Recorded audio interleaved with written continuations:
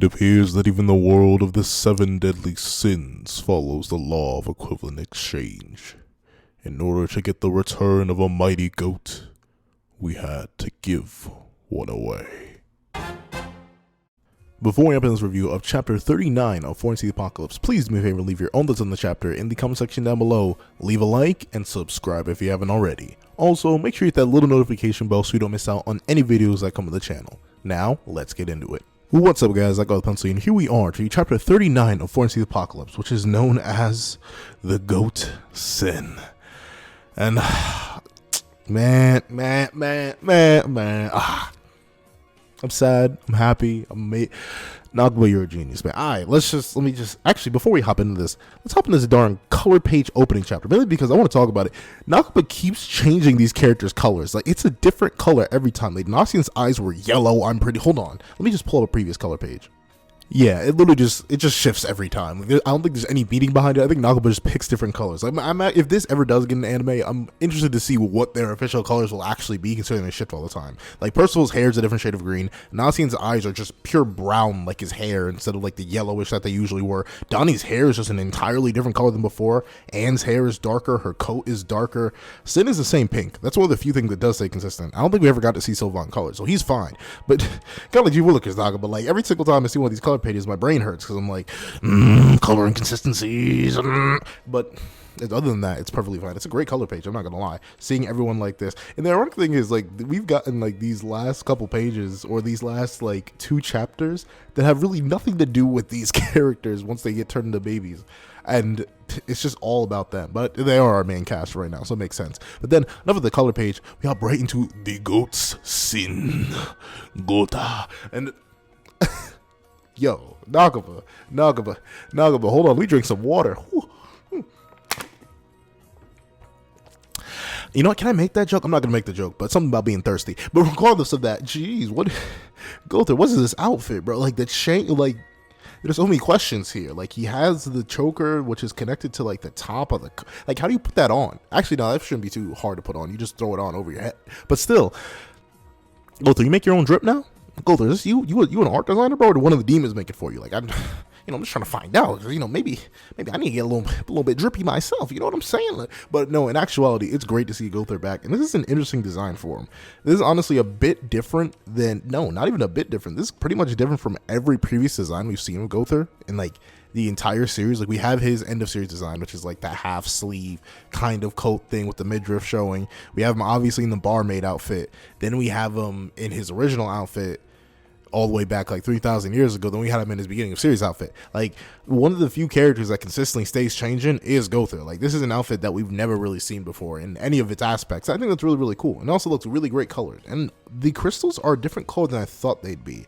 I thought they'd be green, but I guess they're a weird purplish. Maybe that's why they aren't connecting to the Capital of the Dead, because I remember the Capital of the Dead crystal specifically being like a bright green. But then we get to see Ard is like super confused, because at first he's looking upon this Gowther that we see, the one in color, then it shifts to black and white. No, I'm kidding. But he sees Gowther, and then he like covers his eyes and then looks back, and he sees the gigantic old man still striking the, I don't know what he says here, Q-pin, whatever that means. I'm not sure if that means something, but Q-pin, and it's the old man striking the pose. And Nagaba, like, as a character designer myself, a little bit, I don't do much design. Like, the main character design you see is with my avatar and like other original characters that I do on the side that I don't really show on the channel. But as a character designer, one of the things I've realized personally that I struggle with is shifting my characters' designs into positions that I don't think is necessarily natural for their body shape to take, or something in character for that character to take. So when I see this old man striking this, like, it's, for lack of a better term, anime girl pose, it's like, I don't know, it's hilarious. It's one of Nagaba's skills. He's not afraid to mess with a character design. And then once Arj covers and rubs his eyes again, we get to see that he sees Gowther for what they really are. And I love how Gowther wastes no time. Like, Gowther like returns like this whole big fanfare moment, and then instantly he's like, after Ard asks, yo, who the heck are you? What are you doing here? And why are you simultaneously weird doll man? And big old dude. And Gowther's like, I mean, if you really want to know, I'm part of the 7 deadly sins, the so-called sworn enemies of the Night King Arthur. My name is Gowther, the goat son of lust. And like, here's the thing. I don't even blame Ard's reaction here. Because like, imagine your boss is like, oh yeah, by the way, no, like say you're in like a combat team, right? Like say you do mixed martial arts or something like that, and your like captain, your coach is like, all right, so y'all are doing really good. I have these objectives for you. I need you to go train, maybe need you to go do these things specifically. And then you go out there and you do what he said, but then you remember something that your captain told you. Hey, come here.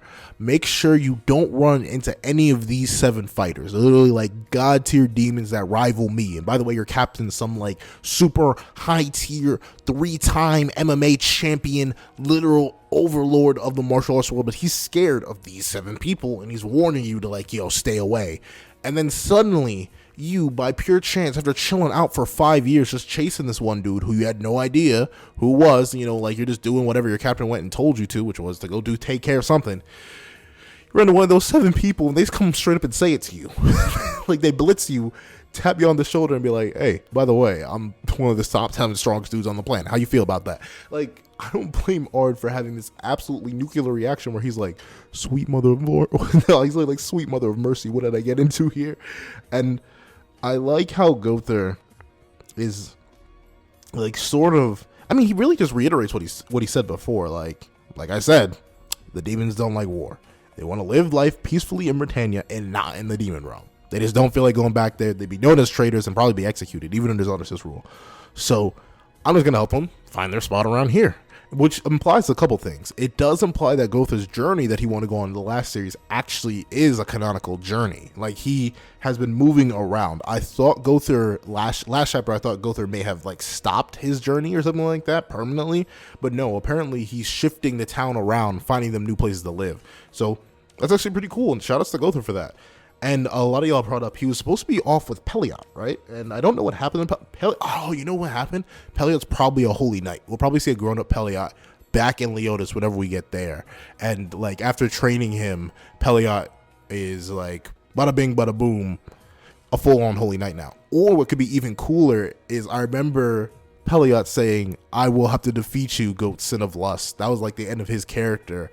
And Gowther's like, I'll be waiting for it. So imagine if Peliot was like out training on his own and Arthur took him in, and then we actually get a Gowther versus Peliot fight. That'd be wild. But at the same time, I really do want Gowther to be training Peliot. So like 50-50, maybe Gowther could train Peliot and he went to Arthur's side. You know, something like the Hauser situation when it came with, I'm blanking on his name right now. What was his name? Edlin. I was trying to say, my brain was saying Edwin because it's a more common name, but his name is Edlin. Like if we get a Hauser Edlin situation, but with Gowther and Peliot, that'd be super cool. But then we get to see that Gowther, he ain't just talking facts about like what his plan is and what he's been doing. Like he actually snatched the crystal back before Ard could even notice. And I'm assuming that's when he like went and touched Ard's chest, but that man just must have went searching. But then we get to see that, oh, BC Dubs, not only am I back, but I also was training over these past 16 years apparently, because the man made a potent enough barrier to specifically block out certain types of people from the demon village. He made the illusion magic that allowed them to all look like regular human. And that's, you got to realize, that's not even just illusion magic. That's transformation magic, because Percival was actually able to interact with their smaller human forms. So Gowther learned transformation magic, barrier magic, and it appears that he managed to activate a spell that makes him look like an old man to anyone within 10 miles. Now, I don't know how much that spell takes. I don't know the limits of this spell. But if this means that Gowther just has a casual AoE illusion area of 10 miles, he may just be the Tanchi, you know what I'm saying? No, but actually, if he has like a little like baby Kyokusoi Getsu where he can make himself appear anywhere and everywhere, I'm assuming it's not that good. We don't get much implication for this spell, but if we see more of it, whew, I'd like that. But I feel like it may just be located to himself. And even still, that's a really good ability because it allows you to look like something else without even touching your opponent. Like this is something that he's just like, his invasion magic is just permeating the area. Like he doesn't even need to hit you with anything anymore. You just see something else because he's there. I'm assuming he can spread it out more, but You know what they say about assuming, so I'm gonna wait till we get to see more of that. And the thing is, it's kind of cool that Gowther refers to himself as one of the demons. Like when he says, people like you see, you keep you keep looking for ways to kill us. It's quite annoying.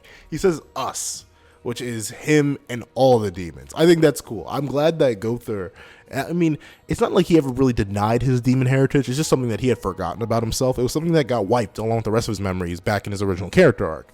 But to see him identify with the demons, like a whole bunch of people he would sympathize with since they were all in a very similar situation, I think that's super cool. And I'm glad he's like linking in with his past self in multiple ways and being helpful. That's honestly really, really cool for Gowther.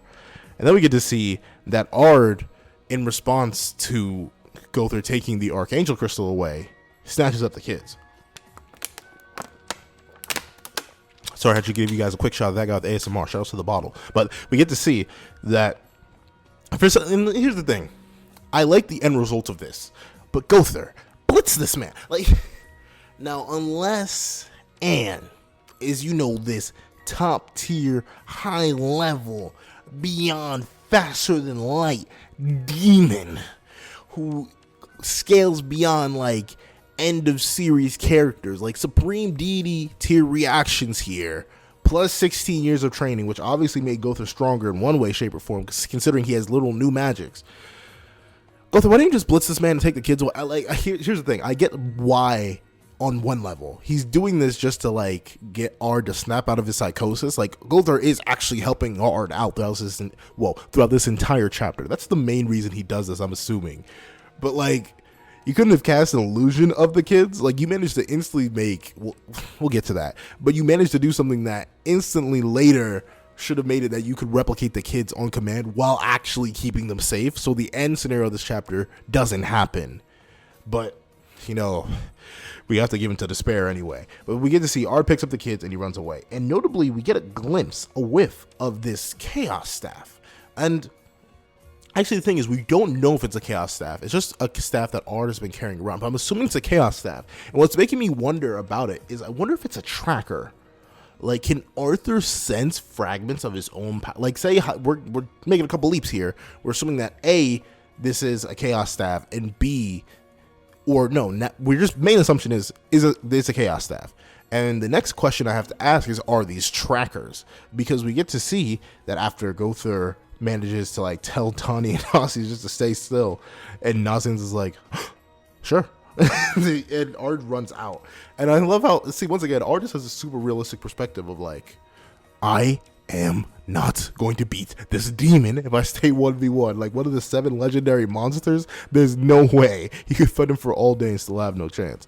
But then we get to see the reason I brought up the hypothetical thing being a tracker of some sort is because there's the thing that's flying right outside the cave. I mean, to be fair, it was there already, but it should have followed Ard originally as it followed the group. I wonder if it's keeping track of him, because it's revealed this chapter that this bird isn't actually it's not actually Gowther's, like we all speculated, and even Sin had speculated. So we all got bamboozled, Sin included. It's not any of them, but it's someone else's. And the interesting thing is we get a little bit of text. I don't think this is the bird speaking. There's no like lines guiding to it. I think it's just this bird is a familiar and someone's looking through it. What a surprise. I sense a huge magic presence out of nowhere, and just look what I found.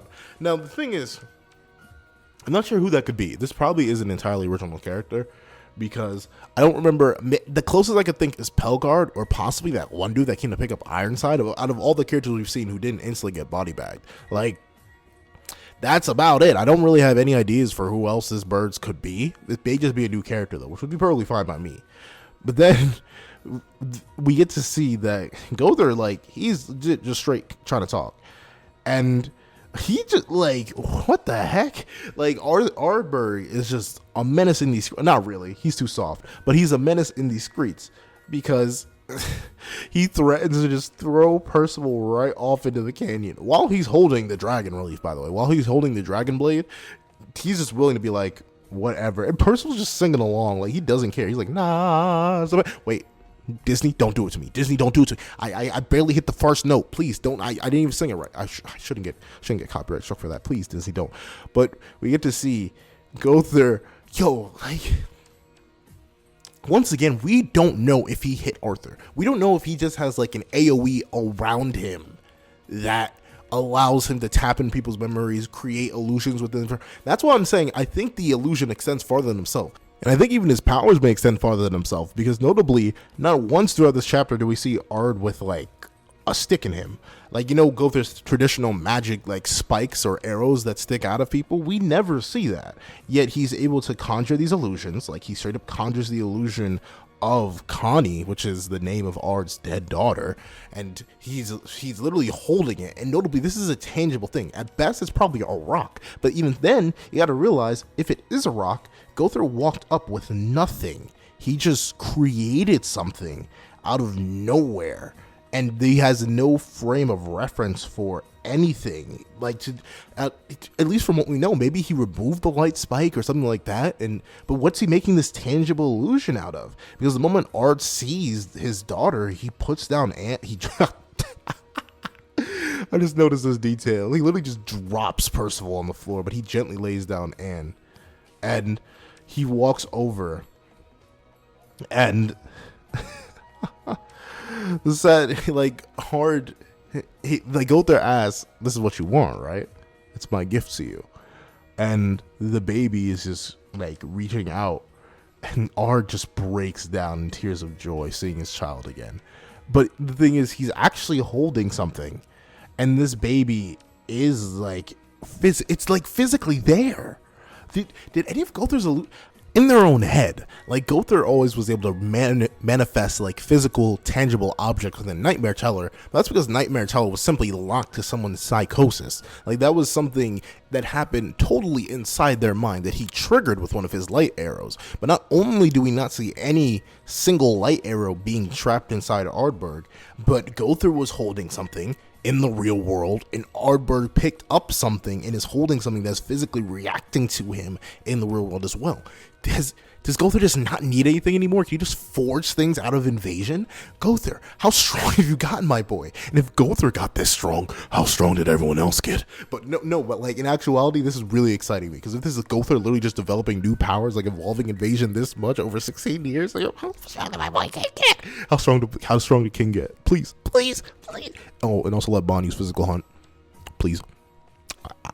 I'm begging you. But regardless of that, man, I'm interested to see what's going to happen here. But, you know, after Ard breaks down, he's like, fine, I'm gonna go back to the grotto and I'm gonna undo the spell. If I do it right now, and it's gonna kill me.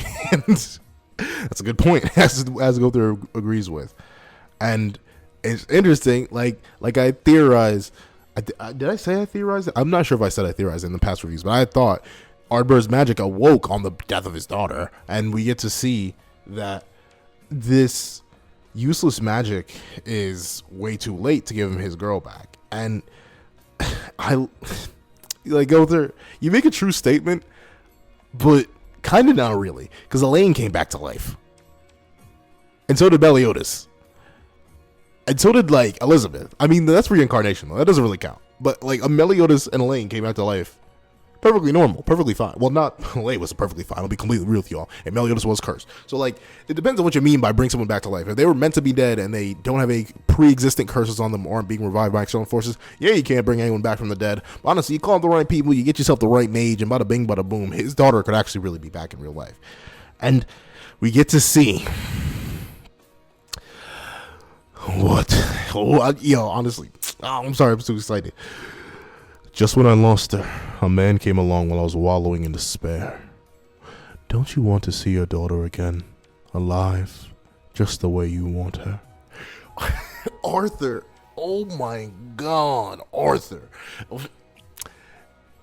Okay, this is going to be a bold claim. I know, not really. There weren't many good villains in Seven Deadly Sins. I'm not going to lie to you. It was mainly backpacked by characters. But Arthur alone, in like the 2 times we've gotten a whiff of this man, all the hearing and hearsay of this man in this series so far has made him easily, hands diggity dog down the best villain so far, because he's out here being a soothsayer. This man's out here promising the impossible. But actually, with chaos powers, he could like recreate his daughter. It wouldn't be the same daughter, but it's entirely possible. But still, and he has Merlin by his side too. Merlin can really out the kid, but still, Arthur's out here manipulating people based off their want to see their dead family. Like, what the heck? And I love how saucy this man looks. He's out here one armed. He has the true Excalibur on his hip and his offer. Like, he literally extends his hand. And the thing is, Arthur asks Ardberg for his powers, but as Ardberg mentions, he was wallowing in despair. Arthur, my G, how'd you know about his powers? How'd you figure that out? What do you mean by that? What do you mean by that? I need to know. Ardberg? What? No, not Ardberg. Arthur. What's that about, man? What you doing? What you doing? Like, the thing is, with this appearance of Arthur so soon, this is like revealing some timeline stuff. Now, I initially thought Ardberg had lost his family pre the end of Seven Deadly Sins, because notably, there is a reasonable gap between the end of Seven Deadly Sins and all the demons leaving, and the actual end of Seven Deadly Sins. No, like the pre-end of Seven Deadly Sins, when Arthur goes through his chaos stuff, and then obviously there's Cursed by Light when Arthur's still mourning and stuff like that. But this doesn't seem to be like an Arthur who was just planting gravestones for all his dead homies. Like, this seems like an Arthur who's been at it for a while, and demons were still attacking. This may be wild, and I know it's entirely possible. Like, I'm not gonna lie, when I first saw this, I was like, wait, I've got to fly to the internet. So I have been seeing people saying, there just could be remaining demons that are sticking to like the old Demon King's will and like destroying things, or there could have been some demons that just didn't get the memo and just ended up still being out there attacking humans and stuff like that.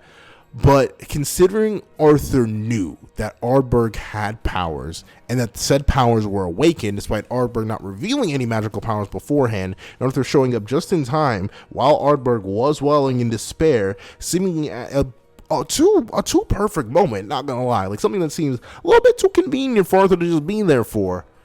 What if Arthur created demons to attack in order to get this knight? And you may be like, whoa, Pencil, that's a little bit too much. Get your theory crafted hat off, put it down, put it away. That's a little bit too crazy. And hypothetically, you're right, but like it seems way too weird. Timeline wise, that doesn't work out well.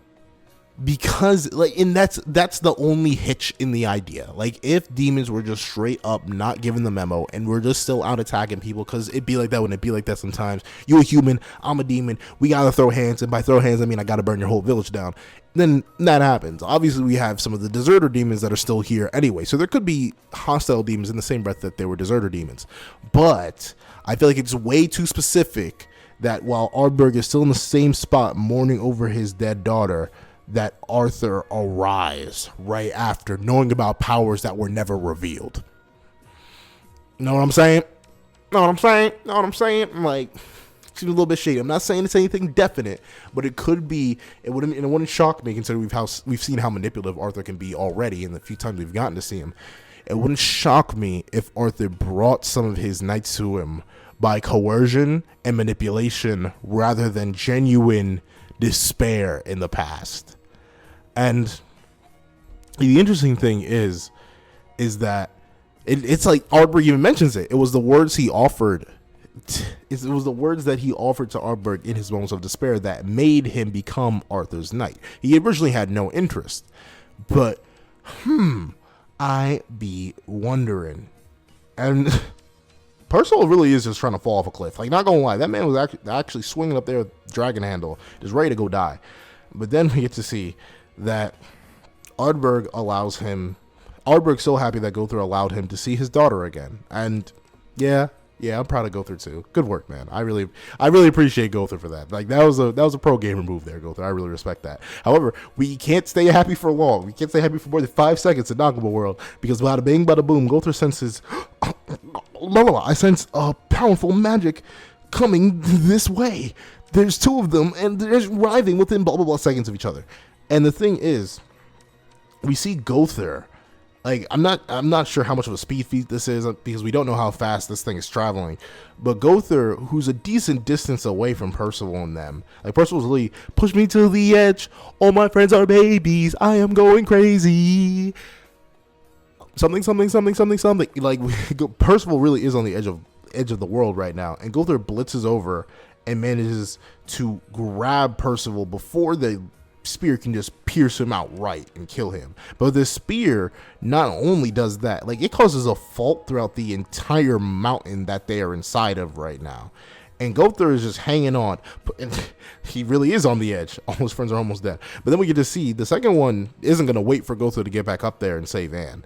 And Ardberg has this really like sad but happy moment where he's like, when his daughter, which is somehow still interacting with him, even though Gowther isn't even there, probably isn't even enforcing any sort of illusion, you know what I'm saying?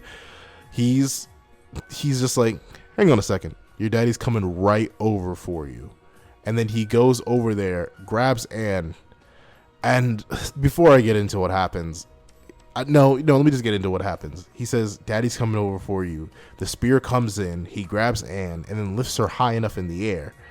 And then we get to see that he tells her to grow up and become a great woman. And we see that Ard died with a smile on his face and a hole through his torso. And bada bing, bada boom, Nakaba made me hate this. No, he didn't make me hate. He made me suspicious of, then dislike, then find weird, then feel bad for, then darn near cry for. Like, I actually feel sad about Ard's death. I don't know how you do that. Like, there are multiple characters that have been introduced in a short time period, got relatively low screen time to other characters in the series, and have died, and have made me feel less than this, even though they've had maybe 10 times the screen time that Ardberg has had. I don't know how Nakaba did it. I don't know how Nakaba does it, but he did it. Like, he made me appreciate Ard in a way. Like, this death for him is so perfect because he says he's going to come over soon, and that literally means because he knew he was going to die and was going to cross over into the realm of the dead and see his daughter. And golly, that's morbid, but golly, it's beautiful. Like, oh man, big rips to Ardberg, bro. Like, not gonna lie. Gowther, I know you're trying to help Ardberg out of trauma, but y'all didn't have to make yourselves like a gigantic target, not gonna lie. And Gowther, you should have easily been able to get back up that cliff in time to stop that. Like, if we're being completely real, unless these are like thrown by Arthur himself, Gowther is easily strong enough to have leaped out there and just boom, boom, smacked them things away and kept it pushing. And I had to keep conversation with Ardberg. But regardless of whatever logical problems I have with this chapter, it's an 11 out of 10. No, it's a 12 out of 10. There's so... I know, like, I keep raising the score. Like, you may be asking, Pencil, what even is the point of, like, the 1 through 10 range? If you're going to break it all the time at 11 out of 10 and 12 out of 10. And I think it's literally just to show this chapter was more than what I was expecting.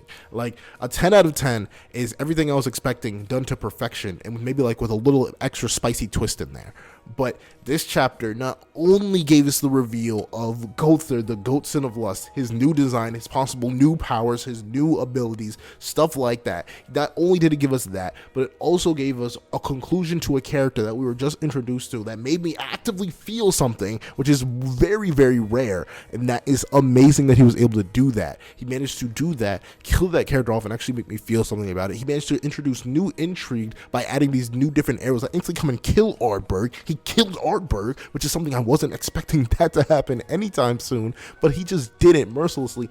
It's all those extra bits, all those spicy pieces that I enjoy, that I love, and obviously the art in this chapter is top tier. 2 color pages, a colored chapter page, and then a color page for Gowther himself. Amazing. A flashback, the sight of Arthur again in his new drip. Like, come on, this chapter is literally infallible. And even Nakaba was smart. He heard my complaints. He even toned down the baby stuff. So it was still kind of weird. And the fact that in the last panel is still very weird. But still, regardless of that, everything else about this chapter, chef's kiss, beautiful, perfect, fantastic, and straight up, probably my favorite chapter of Four Nights. I forget which one I said was my last favorite chapter of Four Nights, but if I'm if I'm forgetting it, it's bad. It's just that this chapter overrules it every way, shape, and form. If this is what we're getting for Gowther's return, can you imagine when we get to Meliodas?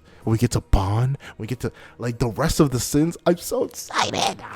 But that's my thoughts. Please, so much you guys think in the comment section down below. Thank you guys so much for watching. Please remember to like, share, comment, and subscribe. I hope you guys have a wonderful day. This is That Guy with a Pencil, writing off.